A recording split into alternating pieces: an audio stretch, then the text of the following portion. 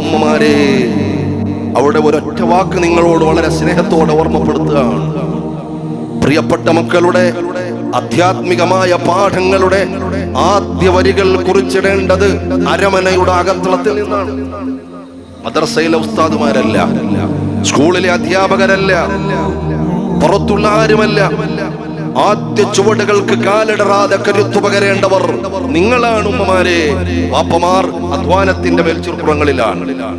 ഇന്നലെ മദ്രസയിൽ പോകാതെ ഏതോ അടിയന്തരത്തിനോ കല്യാണത്തിനോ പോയി.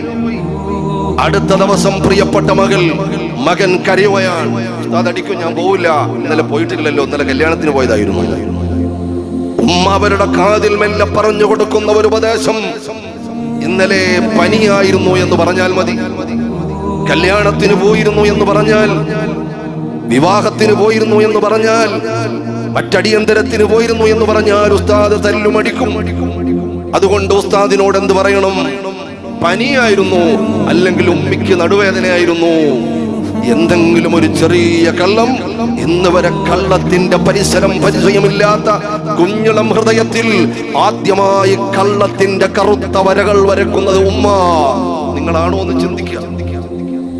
പിന്നെ അടുത്ത ഇതേപോലൊരു കല്യാണ വിശേഷം വരുമ്പോ മോള് കരയൂല. അടുത്ത് വിളിക്കുമ്പോ മോള് പറയും, ഞാൻ പറഞ്ഞോളാം, എനിക്കറിയാം, കള്ളം പഠിച്ചുപോയി, പനിയായിരുന്നു പറഞ്ഞാൽ മതിയല്ലോ ഒരുമിച്ച്, എനിക്കറിയാം, ഉമ്മ ഇനി പറയണ്ട. പിന്നെ ഓരോ കള്ളങ്ങളും ജീവിതത്തിന്റെ ഭാഗമാകുന്നു. ഉമ്മയോട് ഉപ്പയോട് വലിയ കള്ളങ്ങൾ തിരിച്ചു പ്രയോഗിക്കുന്നു.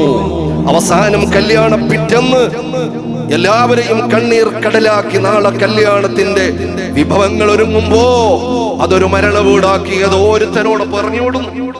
അവിടെ വരെ എത്തി.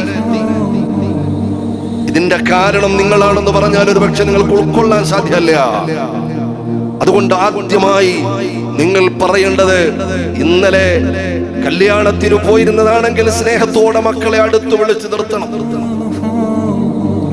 നിർത്തണം. എന്നിട്ട് അവരെ തലോടണം, തഴുകണം, ഒരു മുത്തം കൊടുത്ത് പറയണം, മോളെ ഉസ്താദിനോട് കല്യാണത്തിന് പോയിരുന്നതാണ് എന്ന് സന്തോഷമായി പറയണം. ഒരുപക്ഷെ ഉസ്താദ് വഴക്കു പറയും, അടിക്കും. എന്നാലും സത്യത്തിന് സത്യസന്ധമായ ഇടപെടലിന്, സത്യം പറയുന്നതിന് പത്തരമാറ്റാൻ, അതിന് വെളിച്ചമാൻ, അതിന് ഇൽമു പഠിക്കാൻ വലിയ സഹായകമാൻ. ഒരിക്കലും അല്ലാഹു തആല കൈവിടൂല. കള്ളം പറയരുത്, സത്യം പറയണം, അതിനെ മുറുകെ പിടിക്കണം എന്നൊരു ചെറിയ നിർദ്ദേശം കൊടുത്താൽ ആ കുഞ്ഞുളം ഹൃദയത്തിൽ നിങ്ങളോടുണ്ടാകുന്ന ഒരു അഭിമാന ബോധമുണ്ട്, നിങ്ങളോടുള്ളൊരു സ്നേഹമുണ്ട്, ഒരു വല്ലാത്തൊരു അഭിമാനമായിരിക്കും. ആ പ്രിയപ്പെട്ട മക്കൾ മദ്രസയിൽ പോയി ഒരുപക്ഷെ സത്യം പറഞ്ഞതിന്റെ പേരിൽ ഉസ്താദിന്റെ മുമ്പിൽ കൈനീട്ടുമ്പോഴും ഉമ്മ പറഞ്ഞ നിർദ്ദേശത്തിന്റെ ഉപദേശത്തിന്റെ വെളിച്ചം ആ ഹൃദയത്തിൽ പൂവിട്ടിട്ടുണ്ടാവും. അങ്ങനെ തുടങ്ങണം.